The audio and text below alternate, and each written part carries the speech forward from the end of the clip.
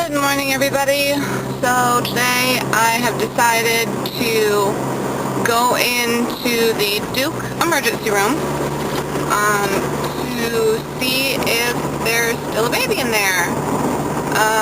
The bleeding has been really light, but it started again last night, and all this morning since I woke up at like 5:30, and the bleeding is light, but it is the actual like bloody clots that are kind of getting to me, and I'm in a good amount of discomfort this morning. So Scott left this morning. He has drill this weekend. I told him to go ahead and go, and I would just keep him updated, and that if he felt the need to, if I did lose the baby, to come home if he wanted to, but he's confident that he'll be okay through the weekend. I'm pretty confident I'll be okay through the weekend at this point. And I'm doing this to find out because if I am losing it, I want to know so that I can sit down and meditate on it and meditate on letting it go and not trying to hold on to something that's not supposed to be here.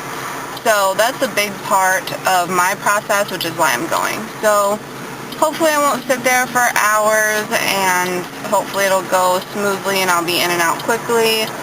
And I hope to be able to video log while I'm there today. I didn't realize until I started doing these video logs how difficult it can be to record some of these events in your life that are like super personal. And as I watch other people do it, I'm just astounded more and more by their bravery of the things that they put on the internet to be shared with people. And I appreciate it, and I know there are a lot of other people who appreciate it. So yeah, it's been interesting so far, and hopefully I will be able to continue to do it throughout the day for you, and we'll see how the day turns out. So here I am, waiting some more. I'm more comfortable laying down than I am sitting up.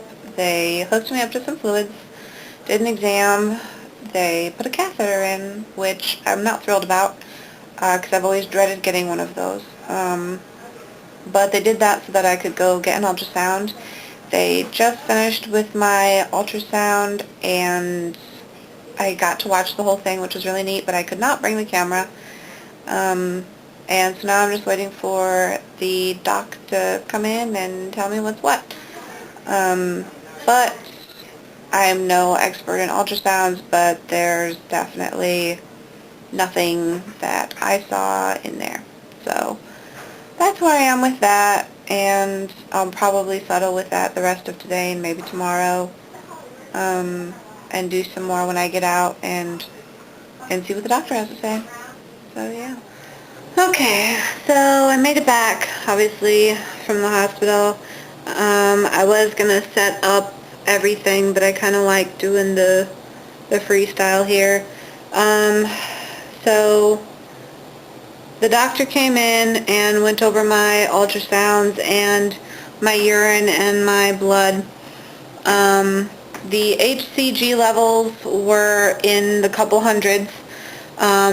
And it's supposed to be in the couple hundreds, like literally 36 to 48 hours after implantation. So, but it did confirm that there was a pregnancy there and that there was no longer a pregnancy there. There was very little on the ultrasound. On the plus side, my uterus looks good and my ovaries look good, and but the only thing left of the pregnancy was leftover fluid inside the uterus, which was obviously on its way out. So that was the ultrasound, and I talked a little bit with him about my blood pressure, because that was really high. It was like 167 over 83, I think. So that concerned me a little bit, but it actually dropped down quite a bit by the time I left. They took my blood pressure again when they went to discharge me. The hospital I went to was Duke Medical here in Raleigh, and I just have to say that the nurses and the staff, even the desk staff, They were all really good. They had great positive energy. It could have been a much worse experience for me, and it was already difficult because I was there by myself. You know, Scott's gone this weekend and for a good part of the week, and I knew I was losing the baby, so I was already not in the best of place, but everybody there, the nurse and the doctor and the other nurses, they were all super nice and made it much better than it could have been. They did, in order to do the ultrasound, they put a catheter in, which I've seen it done really well, and I've also seen it done not so well. So like I was really leery about getting the catheter, but I really wanted that ultrasound. I really wanted that visual confirmation. And I asked the ultrasound tech, who would not let me bring the camera in to show you guys, but it was the emergency room, and so they don't deal with, like, if it was under different circumstances, I think I could, but not in this circumstance. I must have waited for the ultrasound for like an hour because it's the ER, they had an actual emergency situation in the ultrasound rooms, so they had to clean out the small secondary one for me so that I could actually get in to get the ultrasound. And as soon as she did the transvaginal ultrasound, I picked out my uterus right away and my uterine lining, and I could see it and watch her measure it, and I knew then that there was nothing, left in there, which was okay. I was kind of expecting that. But it's very nice to have that confirmation, so now that I'm home, I will be able to relax and be able to let go and actually focus my energy on not trying to hold on to something that's not there. Because in the back of your head, until you have that confirmation, you don't really know. So it's been an interesting long day, and that was kind of what happened, and the doctor talked to me. But he definitely said that I should not be having sex for the next couple of weeks, and he said that I probably won't ovulate for another 4 to 6, but that there shouldn't be any issues with trying again, as soon as everything is good and I have my follow-up appointment. I am setting up an appointment for about a week just to make sure that the fluid they saw in my uterus finishes coming out and that there's no extra problems, which I don't think there really will be. So that was my day, and I called Scott right after I talked to the doctor, and I told him, and he is disappointed, he is upset, but I told him that, it was his decision or whether or not he wanted to come home, because I'm pretty confident that I'll be okay. Everything happens for a reason, and I know that if something was wrong, I would rather have gone wrong early than later.